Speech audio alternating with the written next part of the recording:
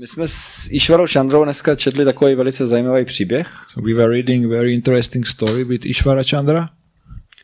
A to je příběh o Chaitanya Mahaprabhu a jeho setkání se Sarvabhauma Bhattacharjou. So it's about Chaitanya Mahaprabhu and his meeting with Sarvabhauma Bhattacharya. A tak my jsme si řekli s Ishwarou, že vám trochu něco o tom řekneme. So we thought we are going to speak about this with Ishvara Prabhu. A zároveň jsme se s Ishwarou dohodli, že necháme nějaký prostor pro diskuzi. And we will leave some space for discussion. So if you will have... sorry, mě to pořád přepínám do angličtiny. Když budete mít potom ke konci nějaké otázky nebo komentáře, If you will have in the end some questions or some commentaries. Pokud nebudete mít žádné otázky, if you will have no questions, tak já se budu ptát otázky. Then I'm going to ask questions. Prověřím hloubku vaší bhakti. I will test depth of your bhakti. Ale jako bude to vítaný, pokud to přijde radši z vaší strany. It's welcome when the questions will come from your side.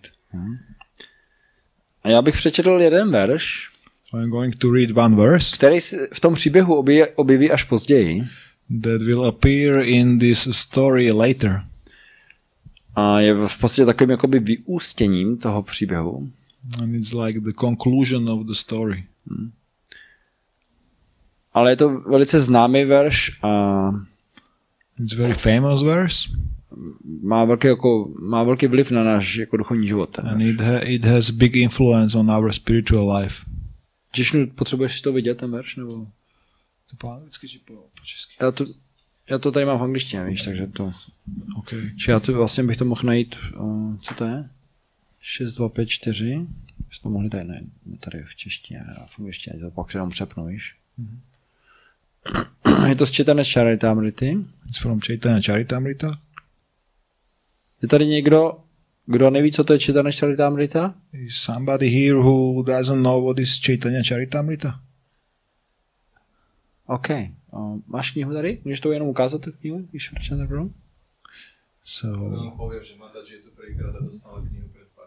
So we show the book. Aha. Bhagavad Gita? A máš přečtenou celou? Jak se ti to líbilo? So lady's first time here and she already read whole Bhagavad Gita. So Prabhu is asking how she likes and she said like, you see I'm here. No, tak když pak budeš chtít se do toho pohroužit trošku hlouběji, tak my máme takový studijní skupiny, kde s tím modaným trochu pomáháme. So if you want to go more deep, we have some study groups where we help devotees with this. No, že není to jako, že jsi na všechno sama, že to musíš jako... It's not that you are alone and you have to study alone. Tak já teďka zkusím najít ten verš v češtině.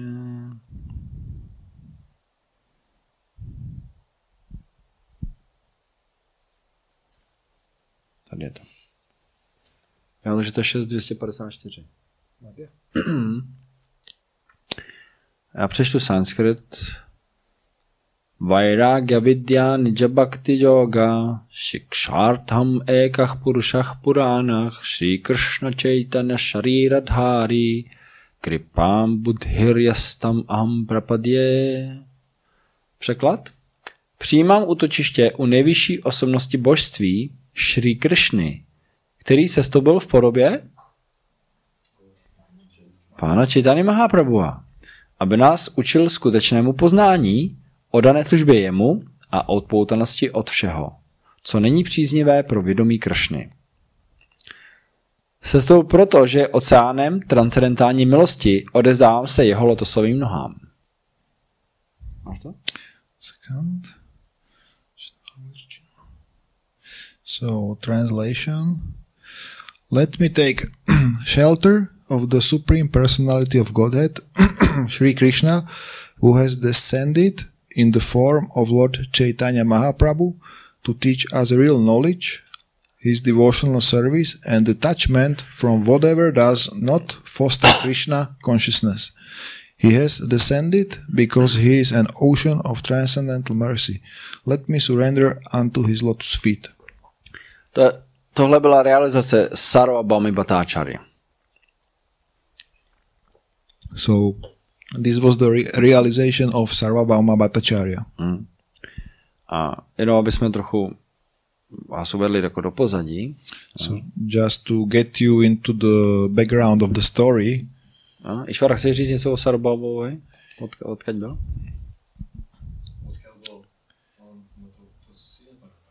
Z Puri, ne? So he was from Puri, Jagannath Puri. And he was impersonalist.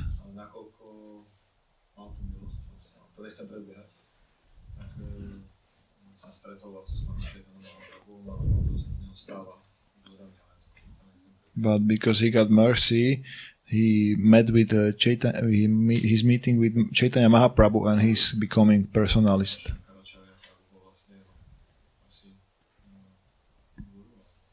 Ne, Shankara se zjevil o mnoho století dopředu, ale on byl následovník Shankaracharya, že? So he was follower of Shankaracharya. OK.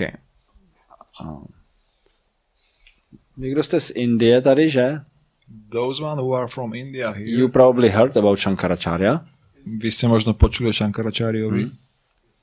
You're from South India, right? He's from our part of Čiže ja som z Južnej Indie. From your village? On je z tej oblasti. On je z tej oblasti. Že Shankara je taky. Shankaracharya je ve skutečnosti inkarnací pána Shivy. So Shankaracharya is actually incarnation of Lord Shiva. A jeho záměr, proč se inkarnoval jako Shankaracharya, byl na pokyn pána Vishnua. And his intention why he incarnated as Shankaracharya, it was based on the order of Lord Vishnu. And the order was that you should appear in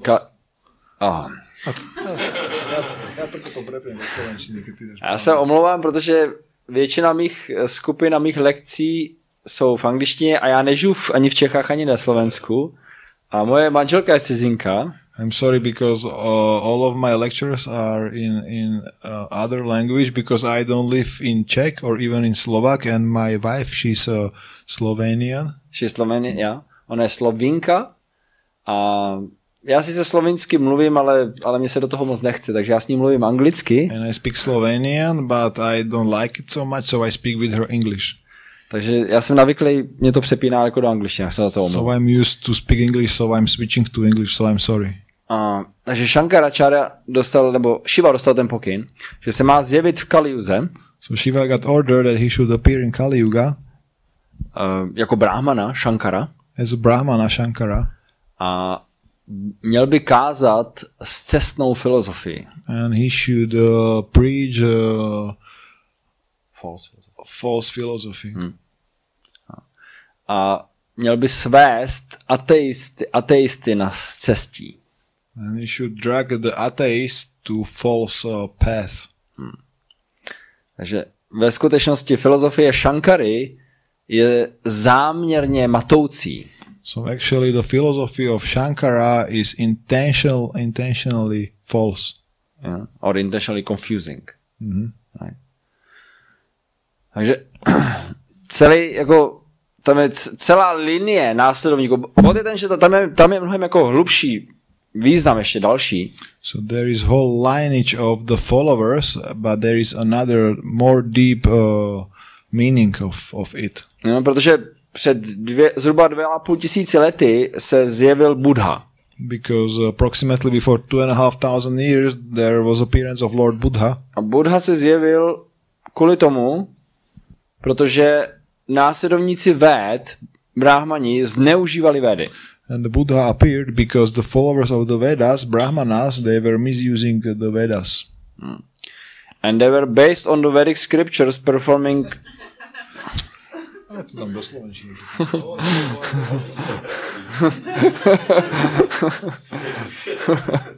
a na základě védských písem oni prováděli zvířecí oběti. And based on the Vedic scriptures, they were doing animal sacrifices. Ale jejich záměr byl jíst maso. But their intention was to eat meat. Takže proto dělají ty oběti, aby se mohli najíst masa. Therefore they were doing the sacrifices that they wanted to eat meat. A víceméně ty oběti se dělaly jako na zakázku. So actually, and these sacrifices were like on the order of other people. Když někdo chtěl jíst když někdo chtěl jíst maso, tak si objednal bráhmany, aby dělali veckou oběť, obětovali zvíře a mohli mít prostě so when maso. Somebody wanted to eat meat, this person ordered brahmanas, they made the sacrifice with the animal and they could like eat this meat. A nejvyšší pán se slitoval na zvířaty, protože tam to prostě jelo ve velkým, že? To bylo jedno za druhým. Supreme Lord, they got mercy to animals because this was really happening in the on big scale. Big time. A zjevil se v podobě Budhy. And he came as Lord Buddha. A kázal filozofii, že Védy jsou nesmysl. And he preached the philosophy that the Vedas are false. Yeah. Nenásledujte Védy, jenom si sedněte pod strom a tiše meditujte. Don't follow the Vedas, just sit under the tree and make some silence meditation. A tímhletím dosáhnete seberealizace a osvobození. And by this you will reach the self-realization, the liberation. A nespůsobujte utrpení nikomu jinému, nezabijte zvířata. And don't hurt anybody, don't kill the animals. Takže tímhletím se objevilo obrovské množství následovníků Budhy. So by this so many followers of Lord Buddha appeared. A důležitost Véd se extrémně snížila. And the importance of Vedas got really small. No, aby se zase znova mohla nastolit správná cesta, so when to really like put like the right path, o několik set století později se pán nařídil Šivovi, aby se inkarnoval jako Shankara. After a few hundred years later, the Lord ordered to Shiva to appear as Shankara. A co udělal Shankara? And what Shankara did? Shankara začal kázat, ale na základě Véd. He started to preach, but on the base of Vedas. Jenže jeho filozofie byla téměř podobná jako buddhismus. But his philosophy was almost similar as a Buddhism. A proto to bylo akceptovatelný. Therefore it was acceptable. On kázal téměř to stejný, ale už používal Védy. He preached almost the same, but he used the Vedas. A díky tomu se Védy znova ustanovily. And by this the Vedas got established. A později přišel Madhváčarya a Ramanujáčarya, kteří ustanovili, že Védy nejsou jenom o neosobním aspektu, ale i o osobním aspektu. Later came Madhváčarya, Ramanujáčarya that established that Vedas are not only about the impersonal aspect, but also about personal aspect. A později, že Chaitanya Mahaprabhu, který ustanovil nejvyšší uctívání nebo nejvyšší formu uctívání v podobě Ráda Krišna. And later appeared Lord Chaitanya Mahaprabhu that established the highest form of worshipping of Radha Krishna. Tak jenom trochu jako pozadí. Kdo to byl Shankara? So this is little background who was Shankara. So Sarvabhauma Bhattacharya byl následovník Shankaracharya. So Sarvabhauma Bhattacharya was follower of the Shankaracharya. Byl ve skutečnosti je vysvětleno, že byl inkarnací Brihaspatiho. It was said that actually he was incarnation of Brihaspati. Brihaspati je hlavní kněz polobohů. Brihaspati is the main priest of the demigods. Když se podíváte v noci na nebi a vidíte hvězdy? If you look in the night on the sky and you see the stars. Romantický. Romantic. Tak to jsou obydlí, tam bydlí další živé bytosti. So these are the places where other living entities lives. To, co vidíme v noci na nebi, tak to je Svargaloka. So that what we see on the sky in the night, that's called Svargaloka. Neboli nebeské planety. Or the heavenly planets. Tam žijí polobozy. There is where the demigods lives. A jejich kněz je Brihaspati. And their priest is Brihaspati. Jejich guru je Brihaspati. Their guru. A ten se zjevil v zábavě Chaitanya Mahaprabhu jako Sarvabhauma Bhattacharya. And he appeared in the pastime of Lord Chaitanya Mahaprabhu as Sarvabhauma Bhattacharya. A Chaitanya Mahaprabhu, když přišel do Puri, when Chaitanya Mahaprabhu came to Puri, tak když přišel do chrámu a měl darshan pána Jagannatha, when he came to temple and he had darshan of Lord Jagannath, tak byl přeplaven extatickými symptomy. So he was overflowed by ecstatic symptoms. Podobně jako, nevím, když jste viděli třeba na koncert Beatles nebo Michael Jacksona. Similar as you maybe saw the concert of Beatles or Michael Jackson. Tak tam děvčata tam omdlévaly na těch koncertech. So the girls got fainted on these concerts. V klidu, není to otázka jenom žen, jo? But no worries, is not the question only of the girls or women. Ve skutečnosti, když Rukmini vyšla ven z paláce, actually when Rukmini came out of her palace, Rukmini se později vdala za Krišnu. Rukmini later she married Krishna. A je popsáno, že byla tak krásná Rukmini. It's described that she was so beautiful. Že když jí ty válečníci, kteří tam jako čekali a chtěli jako bojovat o její ruku, so when the warriors there that were waiting there and they wanted to fight for her hand. To můžete si představit, že to nebyli takový ty pudinci, jako že ten ženšili typ mužů, co jako dneska je populární. To nebylo něco takového. You can imagine that they were not kind of warriors like today, like pudding kind of warriors. It's female type men. It was not like that. Feminine men. It was not like this. They were very tough guys. Čiže oni boli tvrdí chlapci. Oni, když ji uviděli, Rukmini, so when they saw Rukmini, tak omdlívali a padali ze svých koní a ze slonů na zem. They were fainting and they were falling from their horses on the ground. Takže jako i na materiální úrovni, když zažijeme nějaký velice intenzivní moment, tak to může mít jako ten efekt. So even on the material platform, when we get some really overwhelming emotion, it could have this effect. Že? Endorfiny? Endorphins. Když se zamilujeme, tak prostě nepřemýšlíme, jak se řekne straight. Nepřemýšlíme moc jasně, že? For example, when we fall in love, we don't think so straight. Děláme nesmysly různý. We are doing some stupid things. To je ovlivněno chemikáliemi. Because of the chemicals in the body. Na transcendentální úrovni to není vliv chemikálií. On the transcendental platform is not the influence of these chemicals. Ale je to manifestace emocí duše. Nás. It's the manifestation of the emotion of the soul in us. A když je ten Mahaprabhu uviděl pán Jagannatha, for example, when Lord Chaitanya saw Lord Jagannath, tak už nemohl kontrolovat dál to emotivní vypětí a omdl, ztratil vědomí. He couldn't control anymore his emotional tension and he fainted. He lost his consciousness. A pokud jako se projeví tyhle ty extatické symptomy jako z transcendentální úrovně, and if these ecstatic symptoms appeared from the transcendental platform, tak to připomíná smrt. It looks like death. Ta osoba je velice těžké jako rozeznat, jestli ta osoba ještě žije. It's very difficult to discriminate if this person still lives. V chrámu Jagannath Puri, have you been to Puri? In the temple of Jagannath Puri, či bol v Puri, že Prabhu hovorí, že áno, raz išiel. Tak tam jsou ti strážci, že? There is the security. Guards. No? A pokud tam někdo dělá nějaké nesmysly, tak oni na něj naběhnou jako s klackama a nějakomu jako švihnou a vystraní ho ven z chrámu. So if somebody is doing there, somebody misbehave there, they come and with their sticks and they get him out of the temple.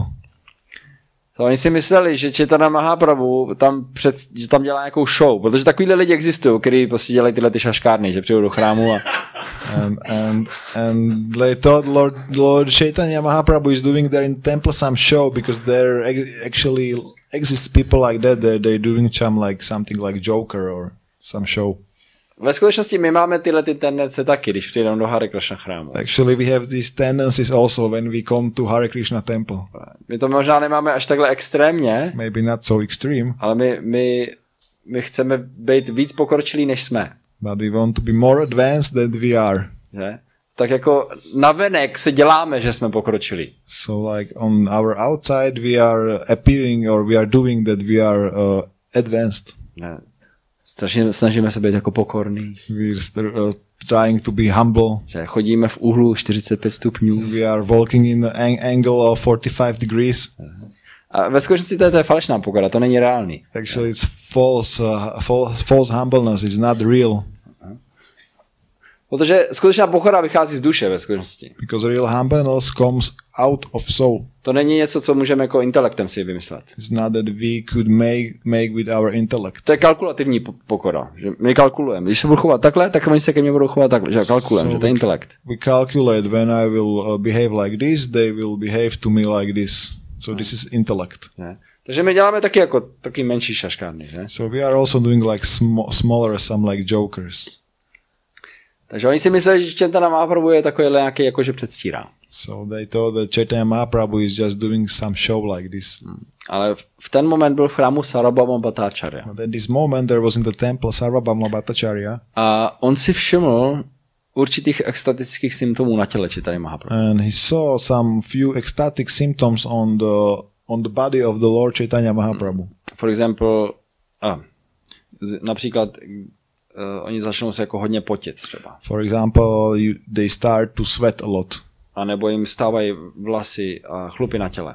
Or their hair stands on their body. A další jako symptomy, které on si všímal, on zastavil ty strážce. And another symptoms that he could see, so he stopped those guards.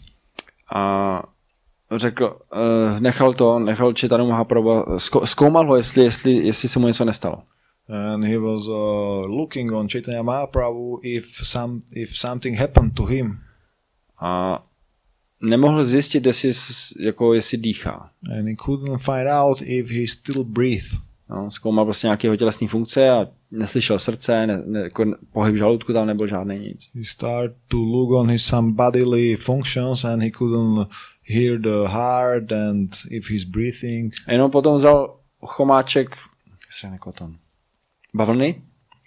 bavlny a dal mu ho před nos. And then he took a little cotton and put it in front of the nose.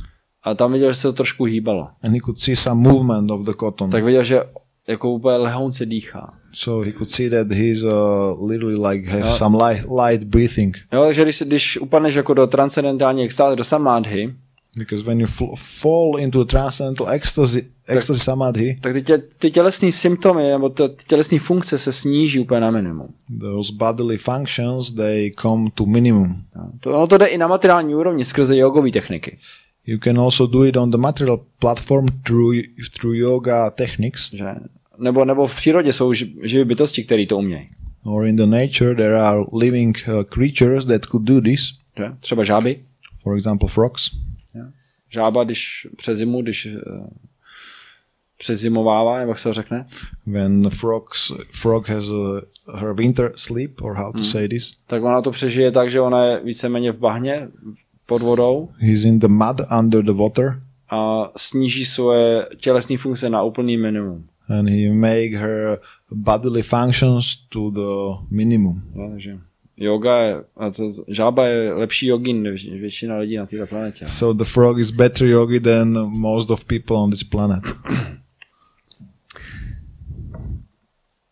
Když Sarvabhauma zjistil, že Chaitanya Mahaprabhu je skutečně jako v transcendentální extázi, tak ho nechal odnést k sobě domů. So when Sarvabhauma find out that Lord Chaitanya Mahaprabhu is really in ecstatic in ecstasy, he led him to bring him to his house. And then oddaní, kteří byli s Chaitanya Mahaprabhuem, oni přišli o trochu později. And devotees that were with Chaitanya Mahaprabhu, they came a little later. Ho nemohli najít nikde. They couldn't find him anywhere. No ale slyšeli prostě, lidi se o tom povídali, že to byla jako celkem významná událost. Jako but they could hear that people were talking about this situation. It was like really. Takže se dozvěděli, že v domě Sarvabhauma Bhattacharya. So they heard that he is in the house of Sarvabhauma Bhattacharya. A jako odešli všichni tam, že? All of them went there. No a když tam přišli, tak uviděli, že Chaitanya Mahaprabhu byl pořád ještě v bezvědomí. And when they came there, they could see that Lord Chaitanya Mahaprabhu is still unconscious. Ale začali dělat kirtan. So they started to do kirtan. A Chaitanya Mahaprabhu se probral. Lord Chaitanya Mahaprabhu came to consciousness. Já nepůjdu až do tolika jako detailů, protože jsme trošku časově limitovaní. I will not go into so much details because we are limited by time.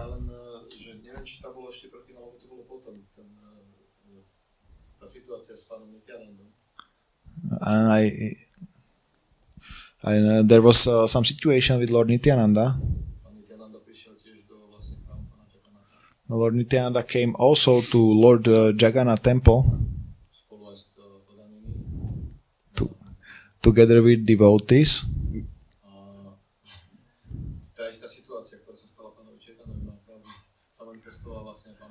And the same situation that happened to Lord Chaitanya Mahaprabhu manifested with Lord Nityananda Prabhu.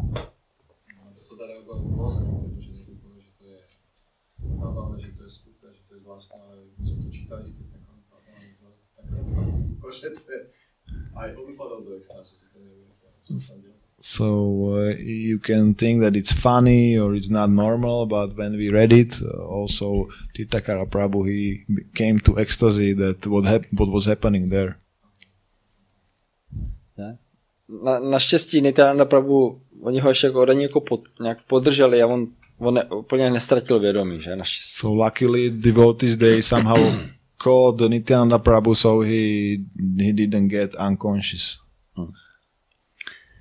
A v domě Sarvabhauma Bhattacharya, in the house of Sarvabhauma Bhattacharya,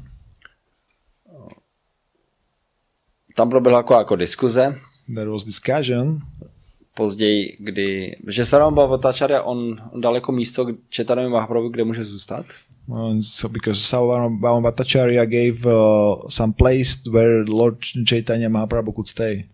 A potom, když Chaitanya Mahaprabhu odešel, and when Lord Chaitanya Mahaprabhu left, tak měl diskuzi se svým švagrem. He had discussion with his brother-in-law.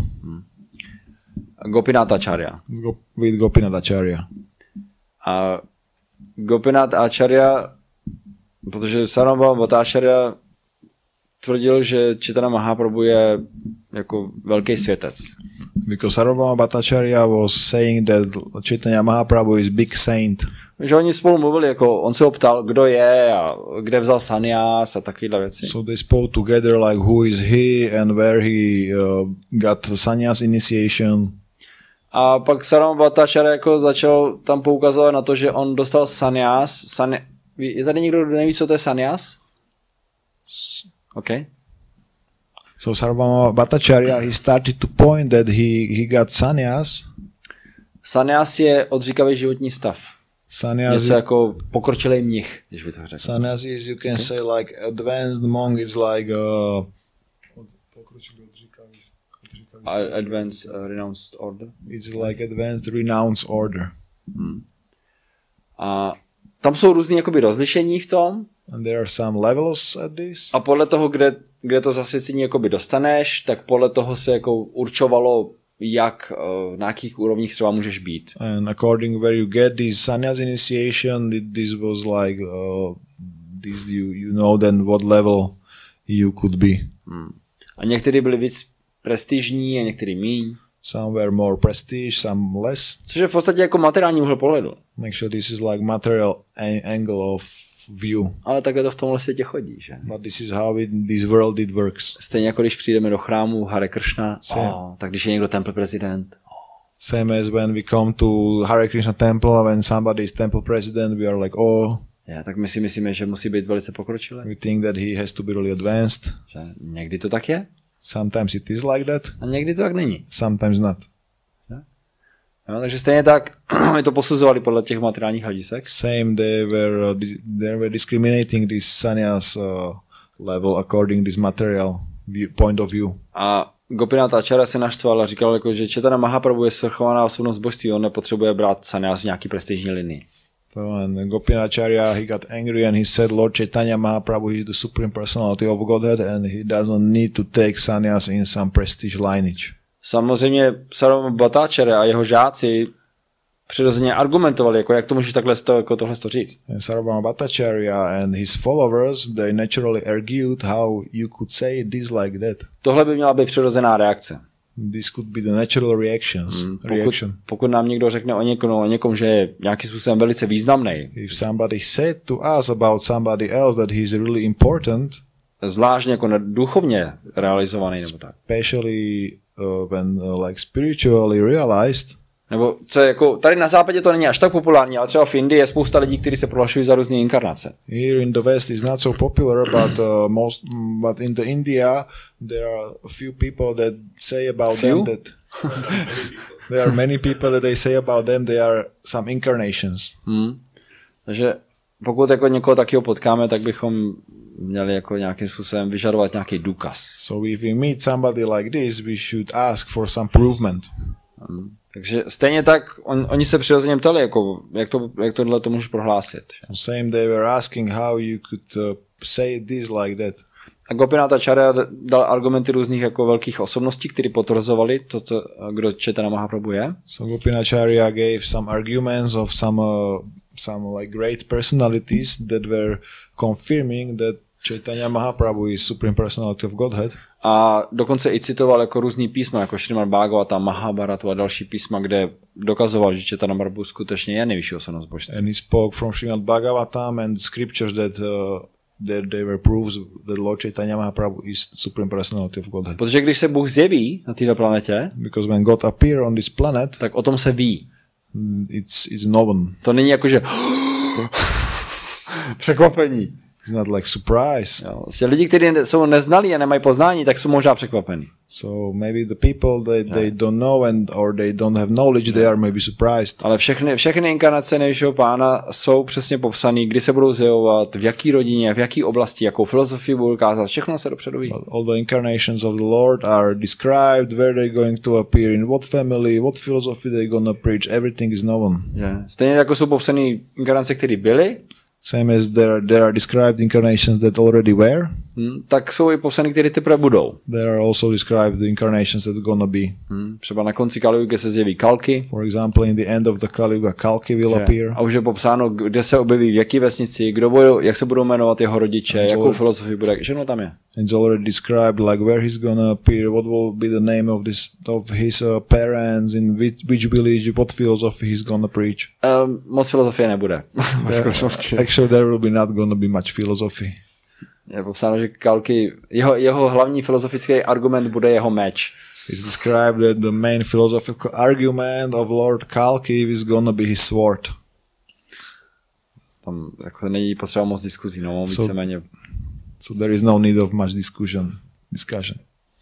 Souhlasíš, nesouhlasíš, hlava dolů. You agree or you don't agree, so cut your head. Bude jiná doba už. Actually, there's gonna be a different time. Ale takhle probíhala ta diskuze mezi nimi. So there was this discussion between them. Trošku se to bylo takové jako, jak se řekne, heated discussion. Vygradovalo to? Trochu to vygradovalo, no. There was heat in this discussion. A Gopinatacharya jako na konci řekl, že ty seš jako tak pohroužený ve svých prostě filozofii a logice. So Gopinatacharya in the end he said you are so much absorbed in your philosophy and your logic, že ty prostě to nemůžeš pochopit. That you cannot understand it. A i dokonce, když ti předložím argumenty písem, tak ty je nejsi ochoten akceptovat. And even if I show you the scriptures, you are not able to accept them. Protože v učených kruzích je vždycky určitá rovina diskuze. Because in the že? Učené kruhy. Learned circles? In the learned circles there is some level or standard of speech. Jo, takže dejme tomu, když se potkají dva doktoři, tak pokud ten jeden třeba nesouhlasí s jeho metodou léčebnou, for example, when two doctors meet and the one doesn't agree with the other one's healing process, tak on musí to říct na základě prostě nějakých lékařských knih nebo dalších lékařských výzkumů. Nemůže si to jenom vymyslet sám o sobě. So he has to prove it according to some doctor scriptures or something. He cannot just made it out of his head. Podobně jako v těch filozofických kruzích ta diskuze byla založena na písmech, na šástře. Same in these learned circles, this discussion was based on the scriptures, on the shastra. A i přesto, že on mu řekl ty argumenty založený na písmech, tak on to stejně nechtěl akceptovat. And even when he told him these arguments based on the scriptures, on the Shastra, he didn't want to accept it. Tak Gopinathacharya naštvaně řekl jenom, že jedině pokud dostaneš milost z Krišny, tak to budeš moc pochopit. So Gopinathacharya, he angrily said, only when you get the Krishna's mercy, you will be able to understand it. A tam je potřeba porozumět, kdo to byl Sarvabhauma Bhattacharya. This is necessary to understand who was Sarvabhauma Bhattacharya. Sarvabhauma Bhattacharya byl největší učenec té doby. Sarvabhauma Bhattacharya was the greatest scholar of that time. To znamená, jako on mu řekl víceméně, největšímu učenci řekl, ty nemáš mozek žádnej. So actually he told to the greatest scholar that you don't have any brain actually. To je velice jako silný argument. It's a very strong argument. Ale protože oni byli švagři, tak Bhattacharya to nějak vzal. Because they were brothers-in-law, so Sarvabhauma Bhattacharya, he took it somehow. A prostě zároveň on cítil jako přitažlivost k Chaitanya Mahaprabhu, nevěděl proč. And also he got attached to Lord Chaitanya Mahaprabhu, but he didn't know why. A druhý den spolu šli do chrámu. And the other day they went to the temple. A Sarvabhauma Bhattacharya se rozhodl, že bude Chaitanya Mahaprabhu učit Vedantu. And Sarvabhauma Bhattacharya decided that he's going to teach Lord Chaitanya Mahaprabhu Vedanta. Yeah? Tam bolo ešte spomenuté v tom rozhovore, že ten bod, prečo ho vlastne hlavne napadol Gopinathacharya. And there was mentioned the point in why in their talk he napadol. Attacked him. He attacked Gopinathacharya. Že podľa šastry a písem vlastne uvádzaný niekoľko druhov avatárov, ktorí prichádzajú za rôznym účelom. That according to Shastra there is mentioned many types of avatars that come because of some purpose. For example, Lila avatars. A on vlastne neakceptoval Sarvabhauma Bhattacharya vlastne nikoho z týchto.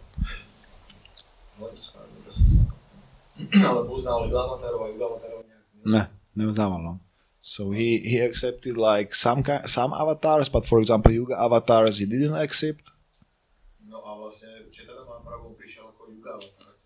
And actually Chaitanya Mahaprabhu he came as a Yuga avatar in this Yuga. It's described in the scriptures that he will come as a hidden incarnation, as a Yuga avatar.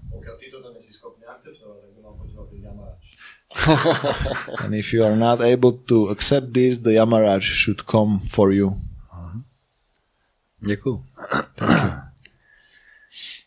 Takže když byli v chrámu, potom co vzali darshan, jako co viděli božstva, tak si sedli. So when they were in temple, after they took a darshan of the deities, they sat down.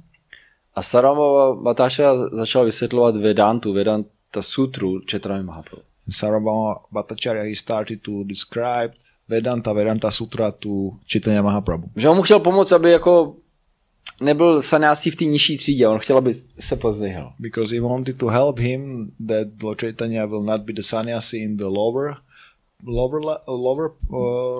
level, and he wanted to low class and he wanted to help him that he will like. On prostě pořád ještě nechtěl akceptovat, že prostě Chaitanya Mahaprabhu je svrchovaná osobnost božství a proto mu záleželo, kde jaký bude sannyasi, protože ho měl rád, měl k němu náklonnost, tak chtěl, aby na tom byl líp. Still he couldn't accept that Lord Chaitanya Mahaprabhu is the Supreme Personality of Godhead, so his intention was to help Lord Chaitanya because he liked him to get like higher in the sannyas levels. A po 7 dní mu vysvětloval Vedanta Sutra. And for 7 days he was describing him Vedanta Sutra. A Chaitanya Mahaprabhu velice pokorně seděl a naslouchal. And Chaitanya Mahaprabhu sat very humbly and only listened. A po těch 7 dnech and after those 7 days Sarvabhauma Bhattacharya říká, je ti všechno jasný? Sarvabhauma Bhattacharya is asking him, do you understand everything? Protože já tady mluvím 7 dní a ty ses nezeptal ani na jednu otázku. Because I'm speaking here for 7 days and you didn't ask even one question. Já jako nevím, co se děje v tvojí mysli. I don't know what's happening in your mind. Já proto jsem říkal, že se vás zeptám něco na konci. Therefore I ask you that I'm gonna ask you something in the end. Chci vědět, co se děje ve vašich myslích. that I know what's happening in your mind. Že někdo si jako myslí, ten je divný, ten co tam sedí a povídá celou dobu. That somebody could think that he's like strange, he's just sitting there and speaking. Ne? Někdo přemýšlí, a už jsem měl možná být někde jinde teďka. Ale. Somebody's maybe thinking now that maybe I should be now somewhere else. A někdo přemýšlí, v kolik bude to jídlo. Somebody's thinking what time's gonna be the food. Ne? Takže každý jako něco nám tam jede v té hlavě. So everybody's had something going on. Dokud nic neřeknem, but if you don't say anything, tak vypadáme všichni jako učenci, že? Tady. Then all of us look like scholars here. Takže Chaitanya Mahaprabhu nic nevěděla, když se ho takhle Sarvabhauma Bhattacharya zeptal. So Chaitanya Mahaprabhu, he didn't reveal anything, and when Sarvabhauma Bhattacharya asked him like that, tak Chaitanya Mahaprabhu říkal, že Sarvabhauma se ho zeptal, je ti to jasný?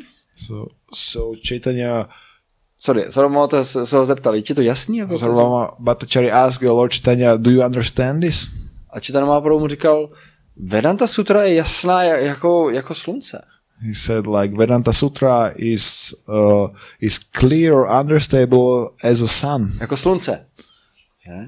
As a sun. Jenom jako Išvara to zakrývá prostě teďka. Only Ishvara Prabhu is covering it now. Podobně jako to Išvara zakrývá to slunce. So like Ishvara Prabhu is covering the sun. Tak stejně ty komentáře Sarvabhauma Bhattacharya zakrývaly ty významy Vedanta Sutry. Same, the comments of Sarvabhauma Bhattacharya were covering the commentaries of the Vedanta Sutra. Takže ten Mahaprabhu říkal, ty tvoje komentáře, ty to dělají mlhavý. So Chaitanya Mahaprabhu said your commentaries are making that like foggy. Jinak to je velice jasný všechno. It is very clear on the other hand. A samozřejmě přednesl spoustu jako argumentů. And of course they had a lot of arguments. A Sarvabhauma Bhattacharya s některýma nesouhlasil. Sarvabhauma Bhattacharya didn't accept some of them. No a potom Sarvabhauma Bhattacharya řekl, jestli by Chaitanya Mahaprabhu mohl vysvětlit verš Atma Rama. And then Sarvabhauma Bhattacharya asked Lord Chaitanya if he could describe the verse Atma Rama. Atma Rama Ščamano Egetral. Znáte to někdo? Somebody knows this verse? Ne, tenhle ten verš mluví o tom. This verse is speaking about. Asi jak nespomenu na celý sanskrit, ale. I cannot remember whole Sanskrit. Ale ten verš mluví o tom, že dokonce i seberealizované duše. The verse is speaking about that even the self-realized souls jsou přitahováni k zábavám nejvyššího pána. Are attracted to pastimes of the Supreme Lord. To je důkaz, že dokonce i když dostaneš osvobození, tak je tady ještě něco víc. That's the proof even when you got liberated, there is something more. A Chaitanya Mahaprabhu říkal, ne, Sarvabhauma, nejdřív ty to vysvětli. And Chaitanya Mahaprabhu said, no, Sarvabhauma, Sarvabhauma Bhattacharya, you speak first about this. A Sarvabhauma Bhattacharya dal 9 vysvětlení různých toho verše. Sarvabhauma Bhattacharya gave 9 different explains of this verse. To není jednoduché, jako vzít ten jeden verš sanskritský a vysvětlit ho z 9 různých úhlů pohledu. It's not easy that you take one Sanskrit verse and you speak about 9. You speak from 9 point of views. A Chaitanya Mahaprabhu potom, aniž by se dotkl těch 9, and Chaitanya Mahaprabhu, later, after it, he didn't even touch one of these 9 point of views. A dal dalších 18 vysvětlení. He gave another 18 description of this verse. A Sarvabhauma věděl, já jsem největší učenec tady v této oblasti. Nikdo mi nemůže konkurovat. Sarvabhauma knew that I'm the greatest scholar in this area. Nobody could be like me. A jako to, že někdo vůbec se nedotkl těch mých významů a dal dalších 18. And that somebody didn't even touch my 9 descriptions and gave another 18. Říká, to nemůže být nikdo jiný než nejvyšší osobnost božství. He thought it couldn't be nobody else than the Supreme Personality of Godhead. No a v ten moment se odevzdal, padl na zem před Chaitanya Mahaprabhuem. And in this moment he surrendered and fell on the ground in front of Lord Chaitanya Mahaprabhu. A Chaitanya Mahaprabhu mu vyjevil svoje další podoby. And Lord Chaitanya Mahaprabhu revealed to him his another forms. Zjevil se před ním jako Krišna s flétnou. He appeared in front of him as a Krishna with flute. A jako 4 ruky Narayan taky. As a four-handed Narayan. Později, co to je Sadbuja podoba, že? Later as Sadbuja form. Kterou... Prosím? Mohana Vahajrma, jo? Mohana Prabhu has home Sadbuja form. Krishna a Chaitanya. Ramachandra, Krishna and Lord Chaitanya together with 6 hands. Což bylo ještě jako další potvrzení, že? That was another proof. No od té doby se Sarvabhauma Bhattacharya stal velký oddaný. And since this time, Sarvabhauma Bhattacharya became great devotee. Který dokonce začal nenávidět impersonální filozofii. Even he started to hate impersonal philosophy. My jsme všichni trochu impersonalisti. All of us, we are at least little impersonalists. Proč? Why? To je ten důvod, proč jsme v materiálním světě. That's the reason why we are here in material world. Protože my nechceme akceptovat nikoho svrchovanějšího než sami sebe. Because we don't want to accept anybody higher than ourselves. Pokud budeme akceptovat existenci Krišny, tak musíme akceptovat, že tady je někdo vyšší než my. When we accept the existence of Krishna, we have to accept that there is someone higher than we are. A nejjednodušší způsob, když chceš někomu nejvíc ublížit, tak ho ignoruj, že? And the easiest way how if you want somebody to hurt is that you ignore this person. Personalisti akceptují vyšší princip, sice Brahma. Čiže to nevylučuje. Ne, samozřejmě, že ne. Brahman jako... Bo to je ten, že... No, pardon. Já jsem to nezachytil, víš to proložit? Impersonalists accept the higher principle, Brahma, absolute true, but that doesn't mean that... It doesn't go against. Okay. A protože že jádro impersonalismu je, že já jsem totožný s Bohem. Because the core of the impersonalism that I am same with God. To znamená, že když já vstoupím do Brahmajyoti, so that means that when I enter into Brahmajyoti, protože já jsem taky Bůh, because I am also God, já se stanu tou celou Brahmajyoti. I will become the whole Brahmajyoti. Jako akceptování, jako, že tady je nějaká osoba svrchovaná, která je zdroj toho všeho, dokonce i ty Brahmajyoti, je něco neakceptovatelné. So accepting that there is some person that is like supreme to all of this, that is even source of this Brahmajyoti is not acceptable for them. My máme v tomto světě, jako se to manifestuje v našich vztazích. In this world it manifests in our relationships. Ta impersonální, neosobní filozofie, že? Impersonal philosophy. Třeba, že všechno v tomhle světě je reflexe z duchovního světa. Because everything in this world is a reflection from the spiritual world. V duchovním světě máme věčný vztah s Krišnou. In the spiritual world we have eternal relation with Krishna. Proto v tomhle světě therefore in this world my hledáme ideální nikdy nekončící vztah, je to tak? We're looking for ideal, never-ending relationship. Is it like that? Je to tak?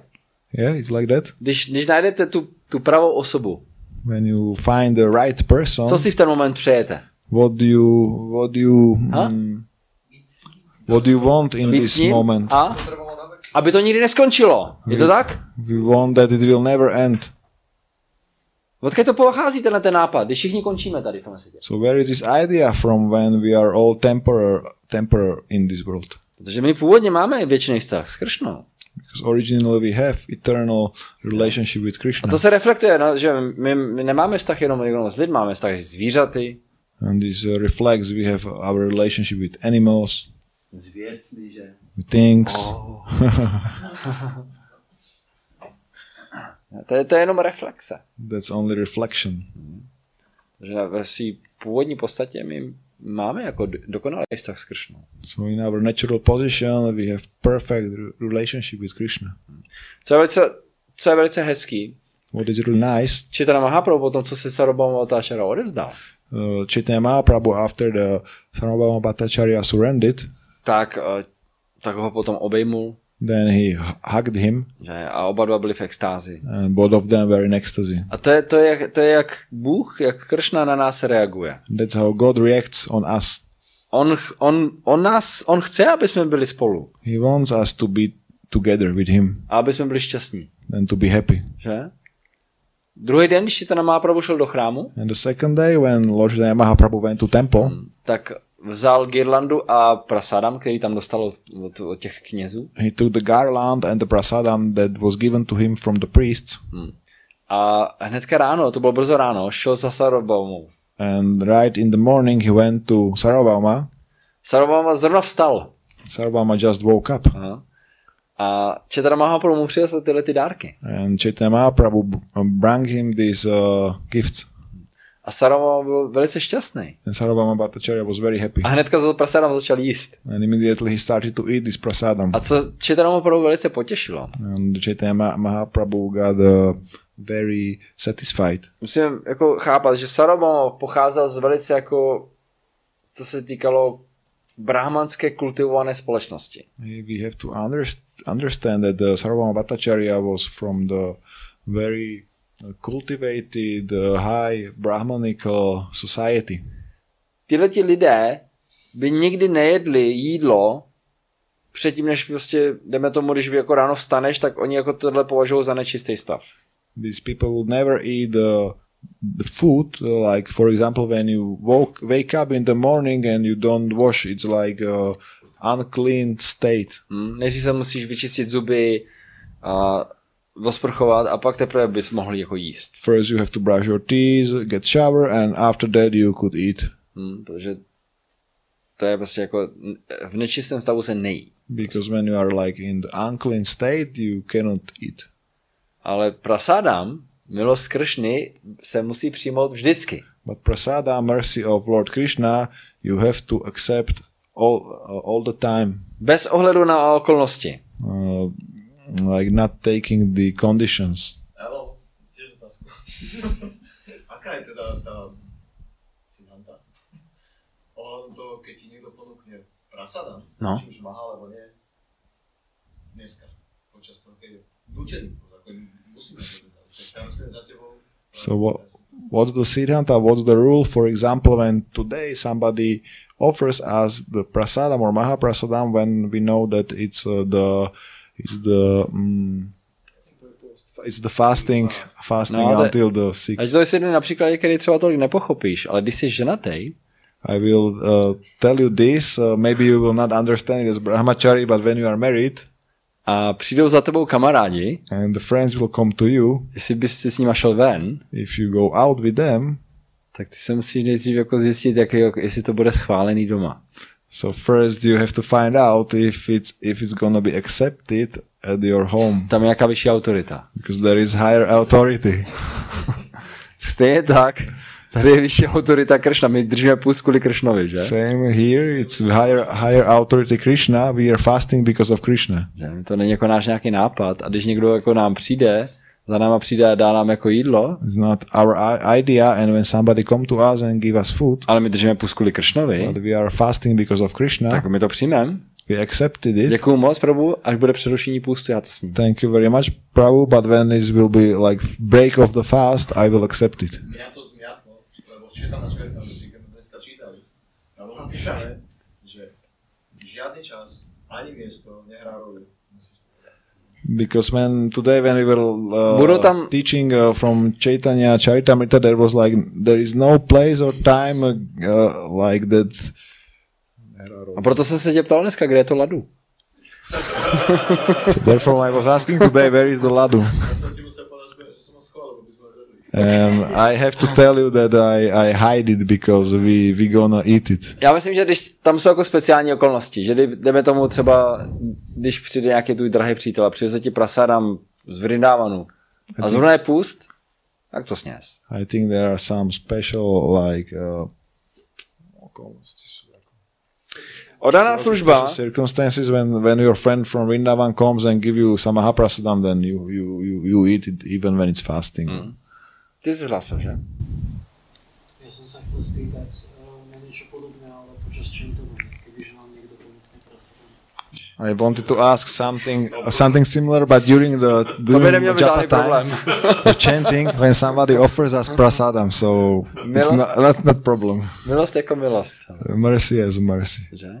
Oddaná služba je něco, co je přirozený. Devotional service is something that is natural. To není něco, že ty musíš vystrnadit nějaké věci ze svého života, abys mohl dělat oddanou službu. It's not something that you have to put out some things from your life that after that you can do devotional service. Zároveň to znamená, že máš přirozený vztahy s ostatními kolem. And also it means that you have natural relationships with other people around you. Jak můžeš milovat Krišnu a nemilovat svou manželku? How you can love Krishna and not love your wife? Někdy se to může stát. Sometimes it can happen.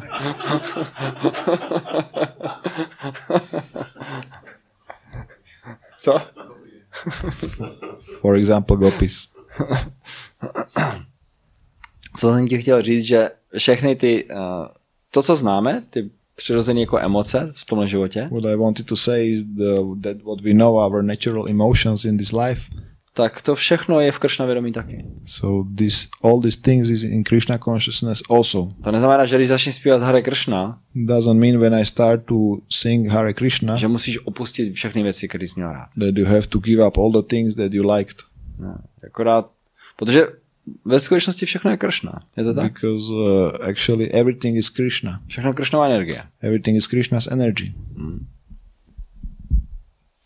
Jo. Co to je? What is it? Dřevo. Wood. Odkud to pochází? Where it is from, this wood? From the shop. Že? Je to vytvořený z atomů a z molekul, že? It's made out of atoms and molecules. A Krišna sídlí v každém atomu jako Paramatma. And Krishna is in each atom as a Paramatma. Takže není, že vlastně oraní někdy, když přijdou, tak na začátku ty duchovní praxe říkají, to je mája, tohle nedělej, to je mája. So when devotees come in the beginning of their spiritual practice, they say, this is Maya, don't do this is Maya. Ale ve skutečnosti všechno je Krišna, ne mája. But actually everything is Krishna, not Maya. My se musíme, a Krišna je velice praktický, Krišna dává tolik rád v Bhagavad Gita. Krishna is very practical, he gives us so many advices in Bhagavad Gita. Že? Rasoham apsukante, já jsem chutí vody. I am the taste of water. Rasoham apsukante, já prabhášmi sáši surajo surya. Krišna říká, jsem světlo slunce. Krishna said that I am the light of the sun. Prabhášmi surya pranávach sarva vedeshu. Shabdakhe paurusham nrishu. Krišna říká, jsem zvuk v éteru. Krishna says, I am the sound in the ether. Jakýkoliv zvuk. Any sound. Krišna. Krishna. Jakýkoliv zvuk slyšíš, to je Krišna. Any sound you hear, it's Krishna. Paurusham nrishu, jsem schopnost v lidech. I am the ability in the people. Každý z vás má jakou schopnost, je v něčem výjimečný. Every of you have some abilities. Úplně každý. Everybody. To, co máte, tu dovednost, and this ability you have, to je Krišna. That's Krishna. Yeah. Krišna je všude, ve všem. Krishna is in everything. Přesně tak. Všechno jako. Actually there is nothing like out of him. Somebody could say that I don't believe in God because I don't see it. Nevidí, přesně tak. To je Krishna před náma, že? Všude kolem nás. Actually he doesn't see anything else, only Krishna, because he is on front of us, he is all around us. Ve skutečnosti jako první kroky, tady v tomhle zpěvu, ve druhém zpěvu Šrimad Bhagavatam jsou obsány první kroky k realizaci Boha. So in this second canto of Srimad Bhagavatam, there are described first steps in the realization of the God. Jo, je to první kapitola hnedka. První krok k realizaci Boha. Is the first chapter, the first steps into realization of God. A tam je popsáno, že pro ty, kdo nemůžou akceptovat osobní podobu Nejvyššího Pána. There is described that for those ones who cannot accept the personal form of Lord, tak můžou Nejvyššího Pána vidět v přírodě, ve světě kolem nás. They could see the Supreme Personality of God in the nature, in the world around us. A tam je řečeno, že třeba mraky there is said, for example, clouds. Jsou jeho vlasy. Those are his hair. A východ a západ slunce je jeho oblečení. And sunset and sunrise and sunset is his clothes. A měsíc a slunce jsou jeho oči. Moon and the sun are his eyes. Tatry, jak se mu říká? Tatry mountains. Hory jsou jeho kosti. Are his bones. Řeky jsou jeho žíly. The rivers are his veins. Keře a stromy a rostliny jsou chlupy na jeho těle. Trees and the plants are hair on his body. Všude je Krišna. Everywhere is Krishna. Kamkoliv se podíváš. Anywhere you look. Jak by Krišna vědomí nemohlo být něco přirozeného? So how Krishna consciousness couldn't be something natural? My jsme v Krišnovi. We are in the Krishna. Zároveň my jsme malý částečky Krišny. But in the same time we are really like small particles of Krishna. Stejně tak jako vám je velice drahá každá část těla, je to tak? Same as you, for every part of your body is very dear to you. Je to tak? Isn't it like that? Můžete mi dát někdo kousek svého prstu? Can somebody give you some little piece of your finger? Že? To je mi velice drahý. That's mine, it's very dear to me, I don't give it to you. Stejně tak, protože my jsme částečky Krišny, tak my jsme Krišnovi velice drazí. So same, we are particles of Krishna, we are very dear to Krishna. My si na to jenom musíme... Protože co je mája? Mája je naše vědomí, ne ten svět kolem nás. Because what is Maya? Maya is our consciousness, not the world around us. To, jak vnímáme ten svět. How we perceive the world. Když si to chceme užívat pro sebe. When we want to enjoy it for us. To je mája. That's Maya. Ale když to vidíme jako, že aha, to je Krišnovo. But when you see it, it's Krishna's. A já to můžu použít. And I can use it. Pro službu Krišnovi. For the service of Krishna. A protože já jsem součást Krišny. Because I'm the part of Krishna. Tak to budu používat i pro sebe částečně. Partially I will use it also for me. Prabhu vysvětluje, že služební krále využívá stejného prospěchu jako král. Prabhupada is saying that the servant of the king is he has the same benefits as the king. Takže stejně tak, jako to, že se stane někdo oddaným, neznamená, jako, že nemůže nosit hezké oblečení. So same as somebody become a devotee doesn't mean that he cannot wear nice clothes.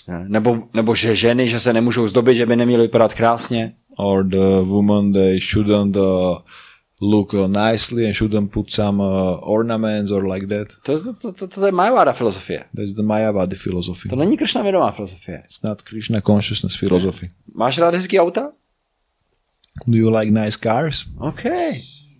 Kup si hezký auto, jezdí s ním do chrámu, jezdí nakupovat Bogu pro Krišnu. Okay, you buy nice car, so you can travel with this car to temple, or you can go and buy some Boga for Krishna. A sem a tam budeš dělat ty věci, které se týkají jenom tebe, to okay. Okay, sometimes you will do things that it's only for you. Čišnu měl rád hezký motorky, že? I like nice motorbikes. No problém, ne? Všechny ty krásné věci jsou Krišnova energie. All those nice things are Krishna's energy. My to nemusíme odmítat. We don't have to give it up. My si nemusíme naučit vidět, jak je to spojený s Krišnou. We only have to learn how it's connected to Krishna. Dá to smysl? Does it make sense? No. To je Krišna vědomí.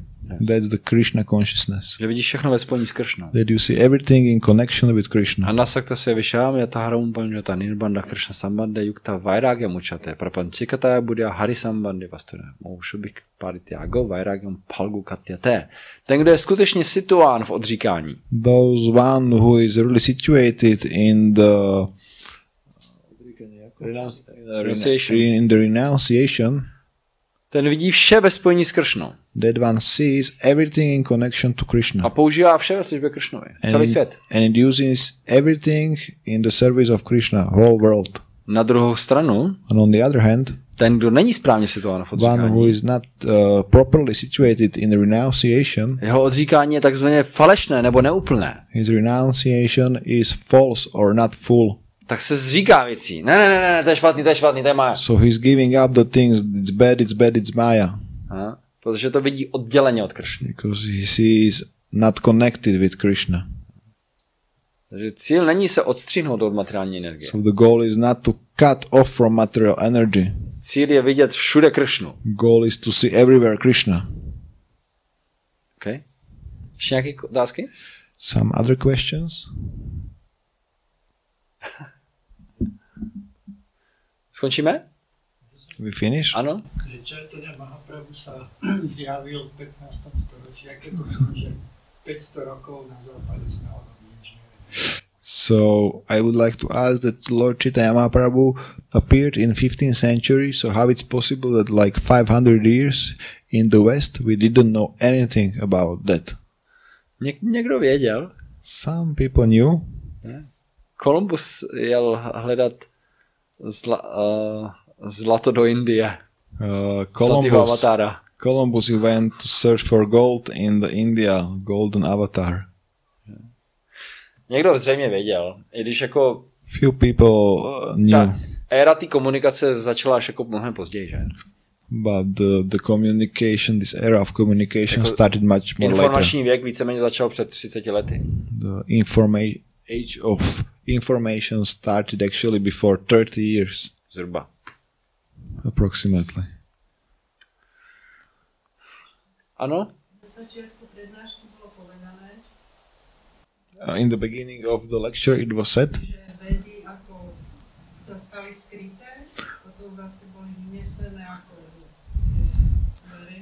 that the Vedas became like they disappeared and then later they were bring back to people. So how it's gonna be now in Kali Yuga when we are degrading in the Kali Yuga?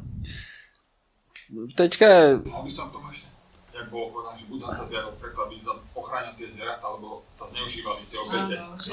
A v dnešnej dobe to sa nedá porovnať s tým, čo bolo. So like I want to add that for example Buddha appeared in that age to protect the animals, but if you compare this age is like even not comparable how what is happening now on animals. Jedna věc je, že každá živá bytost a každý jakoby čas má, nebo prostě každá událost má svůj prostor. A v té době, když vzkvétalo to zabíjení těch zvířat, tak tam ještě nebyl proto ten správný čas. A ta degradace má taky svůj prostor. Stejně tak jako třeba dejme tomu ti, kdo chtějí žít špatným životem, tak mají proto prostor. So the degradation has its space also. It has to be given space. Same like people who are living wrong way life, they get the space also. So podobně, stejně tak, když se nějaký věci jako dělají v nesprávný čas, tak Krišna to přišel a opravil to. So same when some wrong things were happening in certain time, Krishna came and corrected it. Takže Kali Yuga teďka prostě tady je prostor pro ty špatné věci. So now in Kali Yuga there is some space for these wrong or bad things. A čím víc to bude pokračovat, tím větší tam prostor pro to bude. And the more it will continue, there will be more space for these bad Takhle things. to prostě funguje. Stejně tak, jako máš prostě That's how it works. která je prostě víceméně jakoby degradace v přírodě, že? Same as you have winter, that is, you can say it's degradation in the nature. Nic nefunguje, nemůžeš být venku, musíš být vevnitř, že nic neroste. Je to zdegradovaný, dal by se říct. Nothing works, you have to be inside, in the nature nothing is growing. A potom máš ale taky jaro a léto, který jsou vzkvět všeho. And then you have spring, summer, that is like a pro všechno everything starts to grow. Pro všechno je tam prostor, že?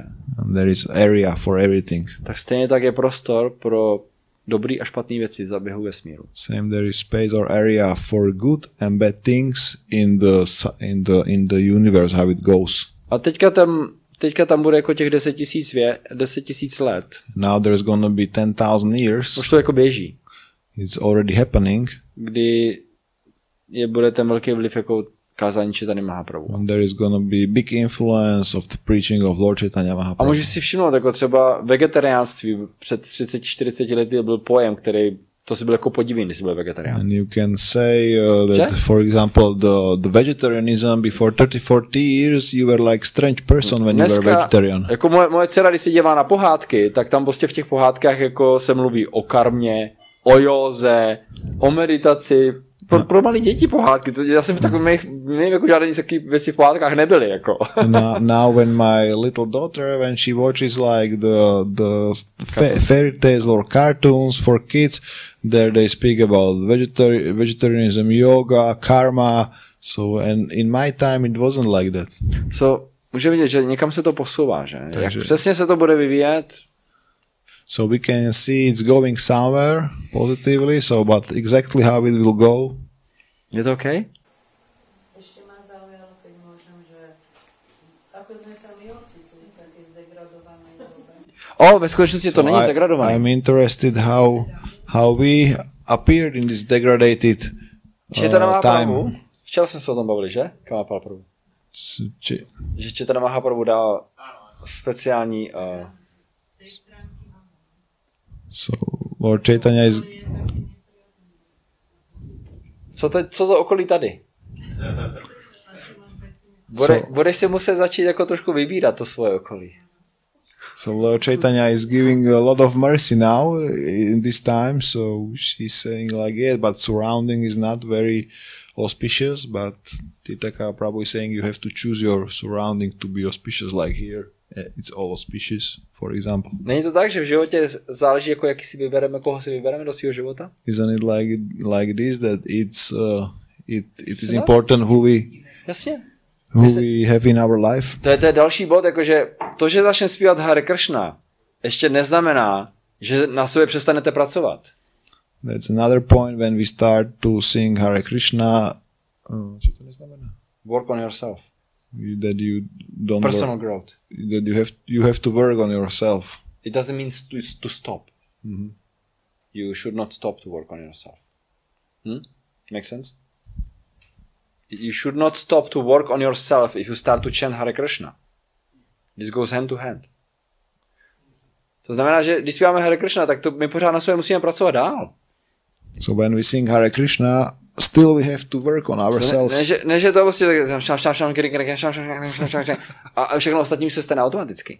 Now that we chant like this and all other things became automatically. My pořád musíme pracovat na tom, kdo jsme, jaká jsme osobnost, jaký máme charakter, jaké je naše sociální postavení. Still we have to work on who we are, what's our character, what's our social platform. Osobnostní růst. Our personal growth. Tohle to všechno my pořád musíme dělat během toho, co zpíváme Hare Krishna. These all things we have to do together with singing Hare Krishna. Lidi přijdou někdy jako k různým náboženským organizacím, včetně Hare Krishna. People sometimes come to different religious organizations, including Hare Krishna. A myslí si, teďka už nemusím se sebou nic dělat. And they think I don't have to do anything with myself. Ne, teďka extra budeš muset se sebou něco dělat. No, now even more extra you will have to do something with yourself. To není jak se tady zašít, jako. It's not a place where you came to hide. Dejme tomu, že máš problémy ve vztazích. For example, you have problem in relationships. Jak myslíš, že budeš přistupovat ke Krishnovi? So how you think you gonna attain to Krishna, approach Krishna? Se stejnou problematickou mentalitou. It's same problematic mentality. Dejme tomu, že někdo je oběť. For example, somebody is a victim. To je jeho vina, to je její vina. Proč se mi to stalo? Tahle ta situace je špatná. It's his fault or it's her fault, and the situation is bad, so there are also people like this. Pak začneme zpívat Hare Krishna. Then we start to chant Hare Krishna. Pak se mi něco stane v životě. Then something happen in my life. Proč mi to Krishna dělá? And we will say, why Krishna is doing this to me? Stejná mentalita. Same mentality. My musíme na sebe pracovat, my se musíme změnit. We have to work on ourselves, we have to change ourselves. Lidská forma je k tomu určená. Ty teďka můžeš udělat upgrade. Human form is for this, you have to make upgrade. Když chceš mít dobrý vztah s Krishnou, ty musíš vědět, co to vlastně je dobrý vztah. When you have to want to have good relationship with Krishna, you have to know what is good relationship actually. Dá to smysl? Does it make sense? Ty jsi něco chtěl, že? Už ne? When Krishna came in the form of Buddha and he preached silence and to protect animals and all. So now people who worship Buddha, how they're different from us because they are also worshipping one form of Krishna. Aha. Když Buddha přišel, tak že kázal prostě určitou filozofii a ty lidi, kteří uctívají teďka Budhu, tak oni vlastně uctívají taky Krišnu, že? Jak se to liší od nás? Liší se to v tom, že to není doporučená inkarnace k uctívání v tomhle věku. The difference is because it's not the recommended form of Lord in this age for worship. Ta inkarnace měla specifickou funkci. That incarnation have particular function. Takže ty, jak bych to řekl, Krišna si bude určovat, jak ty jeho inkarnace budou působit na ten svět. So Krishna is going to choose how the incarnation is going to influence the world.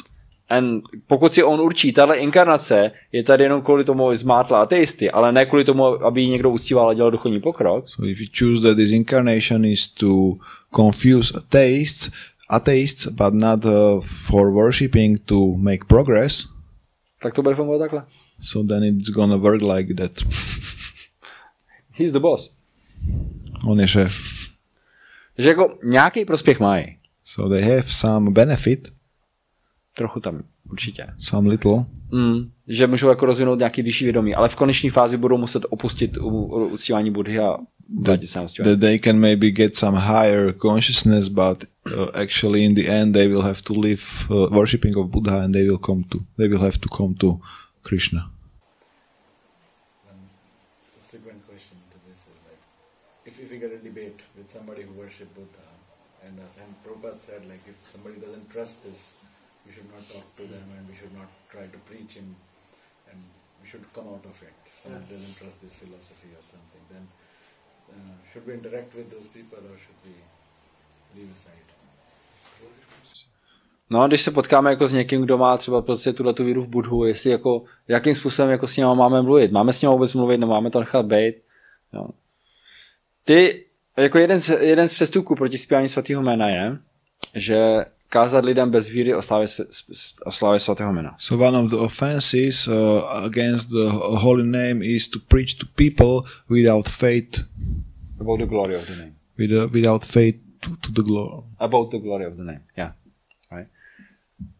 Jinými slovy, co to znamená? Ty nemůžeš kázat k někomu, kdo nemá v tobě důvěru. In other words, you cannot preach to somebody who doesn't have faith into you. Jestli tam není žádný vztah, co musí říct?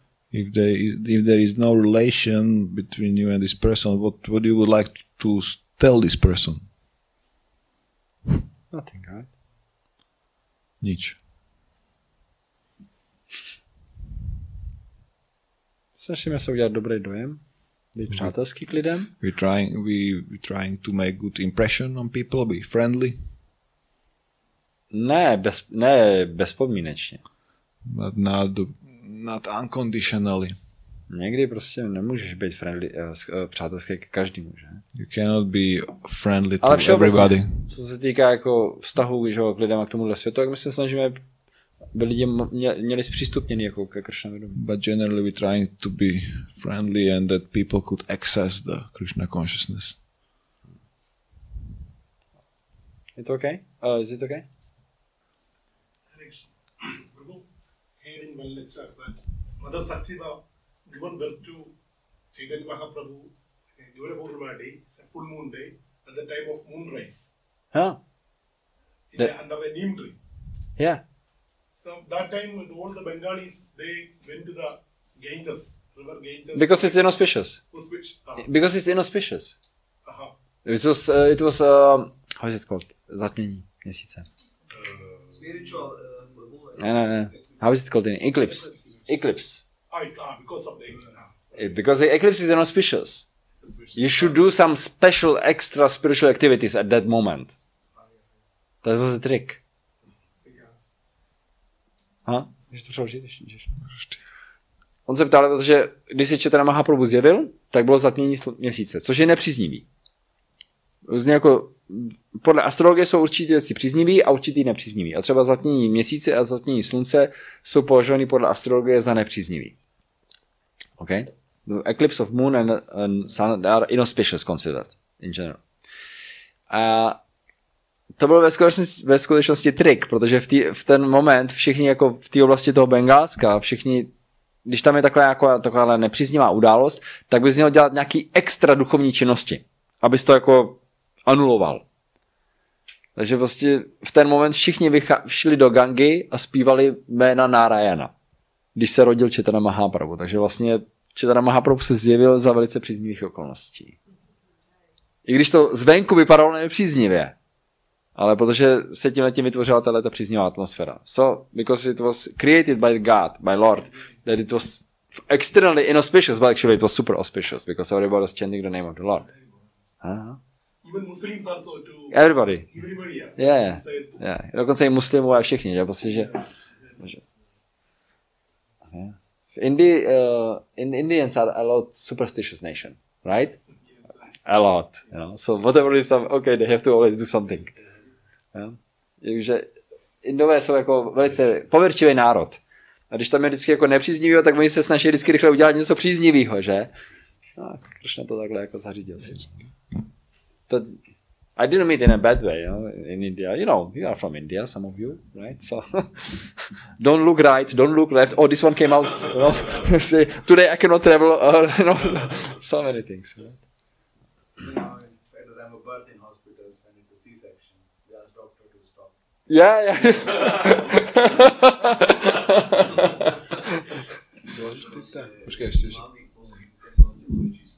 Ještě jednou? Jeden z hlavných božských ukazovatelů je čistota. Prečo je potom Indie jedna z najšpinavších krajín? A protože oni nenásledují nic duchovního, to je jejich problém. A ještě skenerov je tam veľa, hej. Ale protože oni nenásledují svou vlastní kulturu. No ako keby je toto isté Egypte, že vlastne tie najposvetnejšie miesta je rôzne také. No. So it's Ježiš, musím Kade jazyk teďka, unavený. Ještě trochu v pohodě. So it said like, how it's it called? Next to godliness is cleanliness. So why is India so much polluted? And Tirthakara Prabhu said because there is not so much godliness. Because they are not following their own culture. Right? Protože nenásledují svou vlastní kulturu. Oni nenásledují písma, oni nenásledují, oni chtějí být jako my. They don't follow scriptures, they want to be as the Westerners.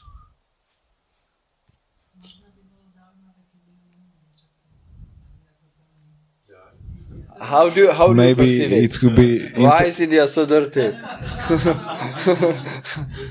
No, oni si vybrali, že budou bydlet tady, že? They decided they gonna live here, not náhodou, by chance. You like more clean places, huh? The same question came when we go to Vrindavan. A jo. On si klade stejné otázky. On když je do Vrindavanu, si klade to stejný. Tady by to mělo všichni uctívat Krišnu, protože to je takový čurbes.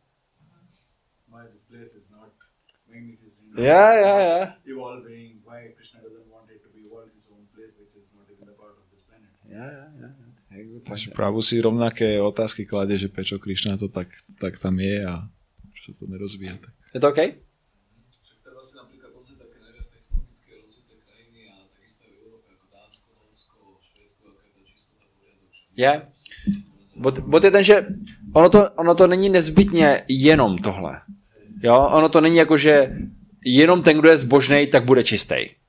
It's not only like who is godly. To jo.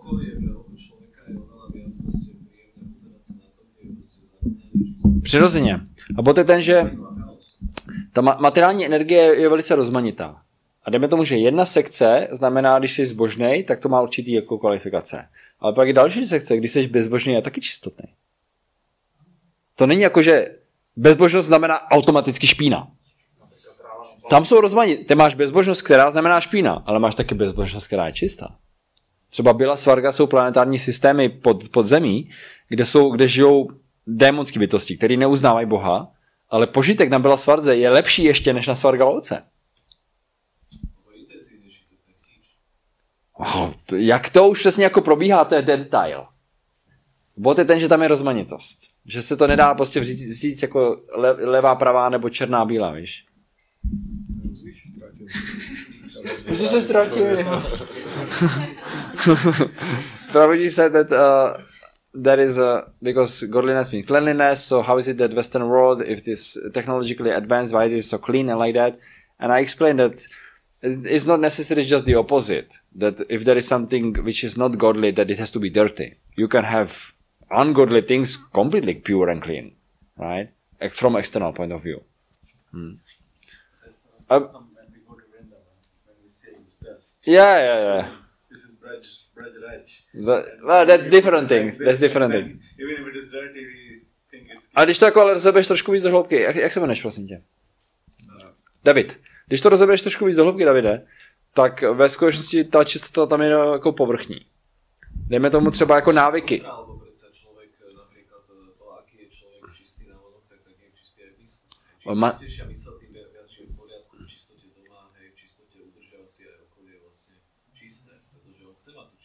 Přirozeně.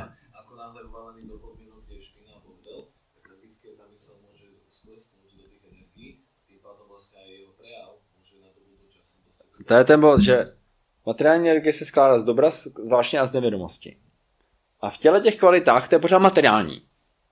Ale ty můžeš mít velice pěkný a čistý, něco mezi a pak velice špinavý. Když to řeknu jako zjednodušeně, ono to je trochu víc komplexní, ale jenom zjednodušeně. Ale to je pořád materiální. Pak máš ještě duchovní, který je velice podobný tomu dobru. To znamená, že je duchovní, tak to bude mít symptomy toho dobra. Ale ne nezbytně, když je to dobro, tak to musí být duchovní. To znamená, že ty můžeš mít na té materiální úrovni všechno rozmanitost. Ty můžeš mít perfektně čistý, lidi s klidnou, vyrovnanou myslí. To je, protože jsou ovlivněný kvalitou dobra, ale je to pořád materiální. Nemá to nic společného s duchovnem. Ale může to tak být.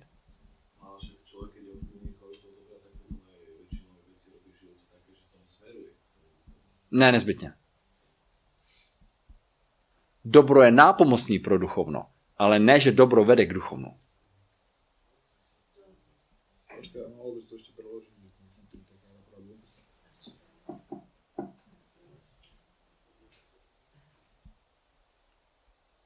To by, jinými slovy by to znamenalo, že ty skrze materiální rozvoj pochopíš Boha.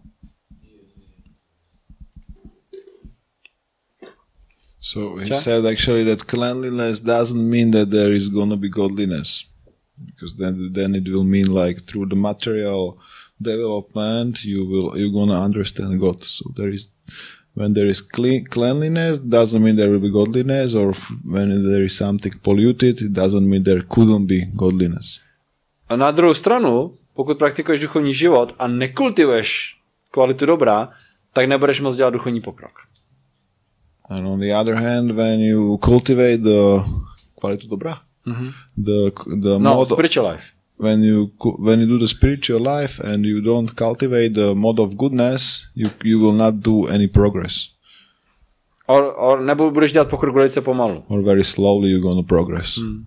Ale kvalita dobra nemusí nezbytně garantovat, že budeš inklinovat k duchovnímu životu. But the mode of godness doesn't actually mean that you're going to incline to spiritual life. Ta kvalita dobra znamená, že jsi šťastný, vidíš věci takový, jaký jsou, jsi spokojený sám se sebou. Happy, you see the things that as they are, you are happy with yourself. Ve skutečnosti kvalita dobra velice často vede k tomu, že nemáš zájem o duchovní život. Actually, the mode of godness a lot of time leads that you don't have interest for spiritual life. Protože život je dobrý. Because life is good. Why to surrender? Život už je super, jako proč bys tam ještě něco do toho přidal? Life is perfect, so why to add something to that? Je to okay, Davide? Mama, ty si chcela něco? Ještě něco? Potom na to odpovedal, že ta kvalita dobrá, či skôr vedie k tomu, že nás človek není duchovnému životu. Naopak. Máš lidi, kteří jsou v kvalitě dobrá a nebudou nikdy inklinovat duchovnímu životu. So you have the people that are in mode of goodness, but they will never incline towards spiritual life. Ale bod je ten, že pokud žiješ duchovní život, tak musíš kultivovat kvalitu dobra. But the point is, when you are living spiritual life, you have to cultivate mode of goodness. The quality of goodness is necessary, but not sufficient Takže kvalita dobrá je dôležitá, ale není nezbytná. Aha. And what role has our anartas there? Anarty? Jak to myslíš, jak to tam hrajou?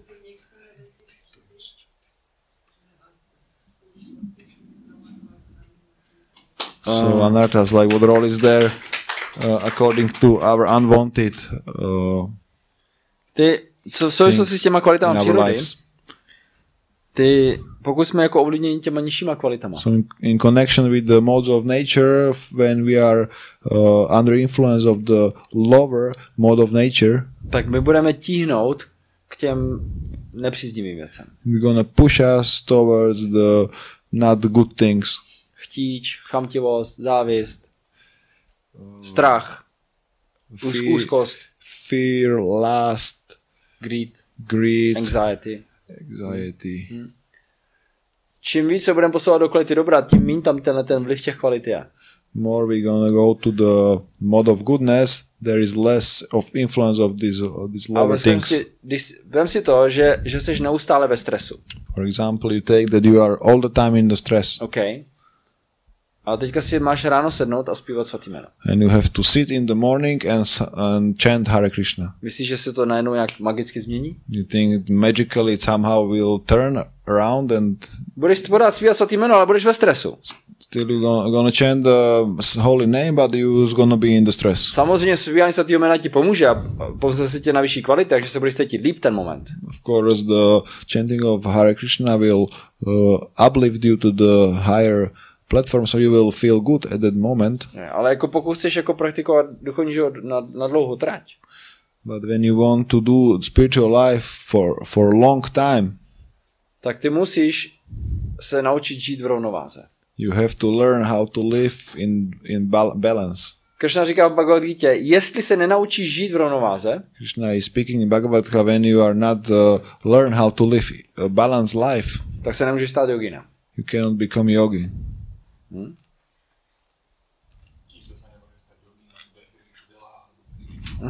Nobody could become yogi who eats too much or too less. Joginem se nemůže stát ten, kdo se prejedá, ani ten, kdo je příliš málo, kdo spí víc, než je třeba, alebo spí málo, o Arjuna. Who sleeps more or who sleeps less, o Arjuna. A jeden, iba ten, kdo je striedmi vědle odpočinku, práci, spánku i bdění, může vykonáváním jogy zmírnit všetky svoje trápenia. Only one who is controlled in eating, sleeping, mating and all these things a co my teďka tady děláme, ten proces? Who control all this suffering. Jak se jmenuje tenhle proces, co teďka děláme? So how it's called this process, what we do now here? Bhakti? Yoga. To znamená, že my jsme bhakti yogíni. That means that we are bhakti yogis. To znamená, že tohle platí pro nás taky. It means that this is for us also. Než nebudeš žít v rovnováze, nestaneš se bhakti yoginem. If your life is not going to be in balance, you will not become bhakti yogi. Budeš zpívat Hare Krishna, budeš jít prasadam, to je okay. You will chant Hare Krishna and you will eat prasadam, that's okay. Ale nebudeš bhakti yogin. But you're not going to be bhakti yogi. Do toho se musíme dostat do určitých kvalit, aby jsme prostě mohli začít se absorbovat. We have to come some modes that we start to absorb in this. Jestli se chceš absorbovat do Krišna vědomí, sednout si a diskutovat o Krišnovi 1, 2, 3, 4 hodiny. If you want to sit down and absorb in Krishna consciousness and speak about it 1, 2, 3, 4 hours. Jestli chceš zpívat svatý jméno na džapě, Hare Krishna, 1, 2, 3 hodiny. If you want to sing a holy name on japa 1, 2, 3, 4 hours. Nebo kirtan 2, 3 hodiny. Or kirtan 2, 3, 4 hours. Ty musíš být vyrovnaná vevnitř. You have to be equipoised or balanced. Možná jeden den to uděláš. Maybe one day you can do this. Ale několik let v tahu? But some years. Jsi pořád v úzkosti, ve stresu. When you're all the time in stress. Není možné. Or anxiety, it's not possible. Jo, že ty anarty, chápeš to? So, you understand with these anartas? To není o předpokladech. Nityam Bhagavata seva. Ty musíš každý den naslouchat Srimad Bhagavatam. Co se stane? Every day you have to listen to Srimad Bhagavatam. Když budeš každý den naslouchat Bhagavatamu, každý den diskutovat o Krišnovi s odanýma. So when every day you will hear to Srimad Bhagavatam and speak with devotees, ten vliv těch nižších kvalit, vášně a nevědomosti se začne snižovat. the influence of these lower modes will come down. A ty se začneš ustalovat víc v kvalitě dobra. And you start to be more in mode of goodness. A ten vliv toho chtíče, chamtivosti, závisti začne mizet. And the influence of these unwanted qualities like lust, greed will go away. A v ten moment se oddaná služba začne pro tebe stane nezvratitelným faktem. And in this moment, devotional service become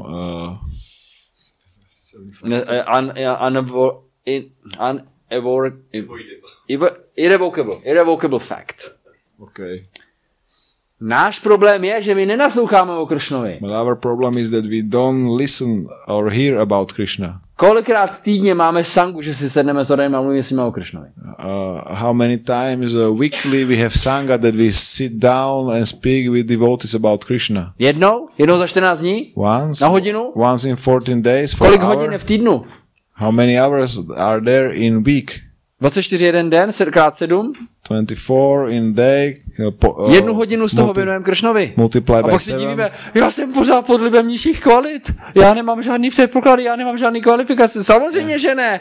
And we give only 1 hour to Krishna and then we are surprised like I'm under modes of the lower quality of natures and I don't have qualifications for Krishna. Of course not when you give only 1 hour.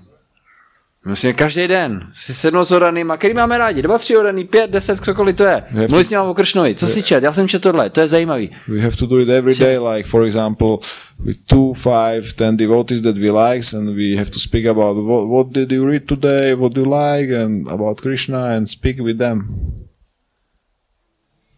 Gosvámi se scházeli každý den, 6 Gosvámích diskutovali o Krišnovi, každý den. 6 Goswamis, they were meeting every day and spoke about Krishna. Bhaktisanta Maharaj, Kulkeshwar Babaji Maharaj se scházeli každý večer s Vanada Sukada Kunju a diskutovali o Krišnovi. Also these personalities, they were meeting every day and speaking about Krishna. A my? And we? Jednou za týden.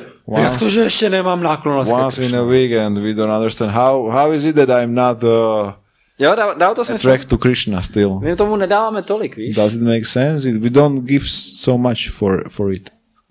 Išvara, můžeme končíme? Už můžeme končit.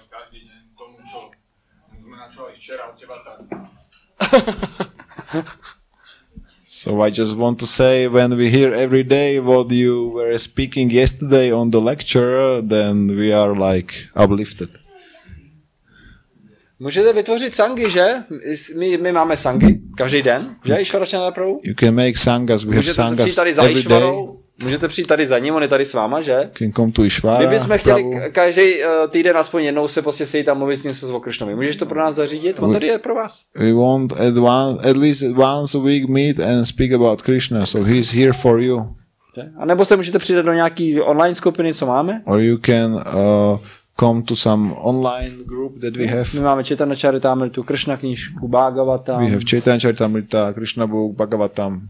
Každý den mluvíme něco o Krišnovi. Every day we speak something about Krishna. Je to okay? It's okay. Končíme? Mhm. Môžeme.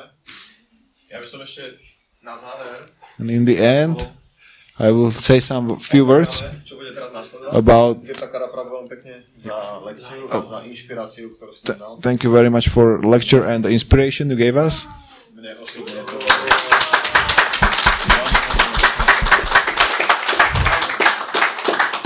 Krišna, tebe ďakujem. Chorák sa aj potrápili, ale... Ja sa ospravedlňujem za tú nedokonalosť. Myslím, že Počúvaš tohle?